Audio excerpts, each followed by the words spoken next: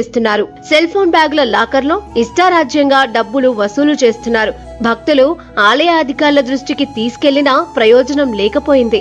లక్ష్మీ నరసింహస్వామి వారి దేవస్థానంలో భక్త ప్రహ్లాద సమేతంగా వెలిసిన నరసింహస్వామికి ప్రహ్లాదుడి సమేతంగా దేవుణ్ణి దర్శిస్తే మోక్షం లభిస్తుందని కాద్రి పురాణంలో చెప్పబడింది. కానీ ఈ యొక్క దేవస్థానంలో కాద్రి నరసింహస్వామి దేవస్థానంలో ప్రహ్లాదుడు ఏమాత్రం భక్తులకైతే కనిపించడం లేదు. ఎందుకంటే గతంలో కరోనా సమయంలో ఏ విధంగా ఆక్షేత నిర్వహించారో అదేవిధంగా ఇప్పటికి కూడా నిర్వహిస్తున్నారు.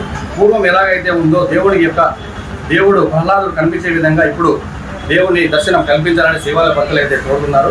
ఆలయంలో దాదాపు 75 గదుల వరకు భక్తుల వసతి కోసం ఉన్నాయి. భక్తులకు ఆఫ్లైన్ లో గదులు కేటాయిస్తూ పెద్ద మొత్తంలో అవినీతి అక్రమాలకు పాల్పడుతున్నారు.